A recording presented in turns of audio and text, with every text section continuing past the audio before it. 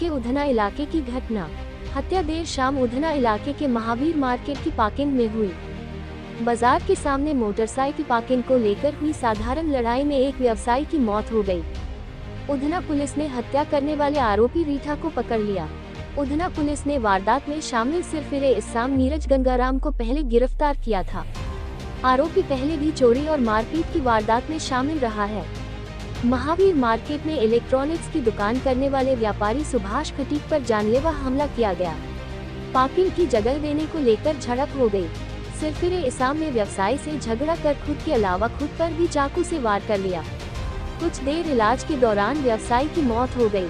हत्या की वारदात सीसीटीवी में कैद हो गई।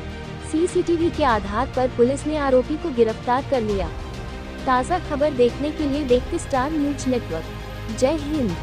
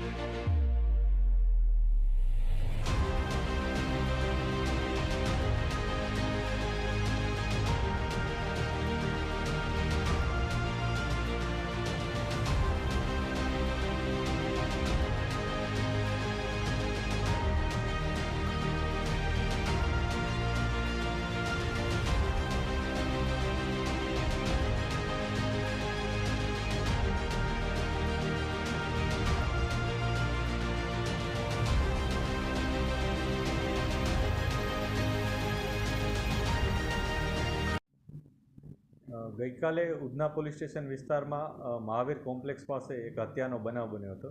આ બનાવમાં જે ભોગ બનનાર છે એ ત્યાંના પોતાના તે માર્કેટના વેપારી જ છે, તેને પોતાની સેલ્સની દુકાન છે। એ ત્યારે પોતે બાઇક લઈને જ્યારે પોતાના કોમ્પ્લેક્સમાં આવે છે ત્યારે જે આરોપી છે એના સાથે એની કોઈક પાર્કિંગ બાબતે બોલાચાલી થાય છે અને આ બોલાચાલી દરમિયાન જે આરોપી છે એ ભોગ બનનારને પોતાના પાસે રહેલું ચપ્પુ એ એક ઘા મારી અને એમને ઊંડો ઘા પહોંચાડે છે અને એ ઊંડા ઘાને કારણે ભોગ બનનારનું મૃત્યુ થાય છે। પોલીસે આરોપી જેનું નામ નીરજ ગંગાસાગર કરીને છે એની ધરપકડ કરી છે અને એનો જે ગુનાહિત ઇતિહાસ છે એ પણ અમે તપાસ્યો છે।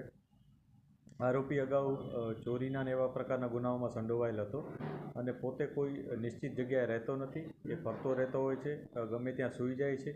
ગઈકાલની જે ઘટના છે એમાં પણ આરોપી હતો એ ત્યાં અગરબત્તીની દુકાનમાં નોકરી કરવા માટે આવ્યો હતો અને નોકરીની પૂછતાછ કરી રહ્યો હતો, ત્યાં ઊભો હતો અને ત્યાં જ સવારના સમયમાં સૂઈ પણ રહ્યો હતો। એ પ્રકારનું ઇન્ટ્રોગેશનમાં પોલીસને એણે જણાવ્યું છે। પોલીસ એના ઇન્ટ્રોગેશનના જે માહિતી છે એ વેરીફાઈ કરી રહી છે। આ ઉપરાંત જે આસપાસના લોકો છે એના નિવેદનો પણ પોલીસે લીધા છે અને આ કેસ જે એફએસએલ પણ અમે બોલાવી હતી, આ કેસ મજબૂતાથી તૈયાર થાય એ પ્રકારનો પોલીસની તૈયારી છે।